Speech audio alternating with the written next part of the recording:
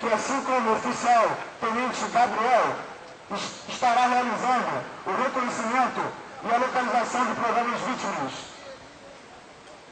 Concomitantemente, a guarnição de combate a incêndio da viatura Alto Boa Tanque 078 está agora estabelecendo material para o combate ao incêndio, através de linhas de mangueiras que serão estabelecidas exatamente para o combate pontual a este incêndio.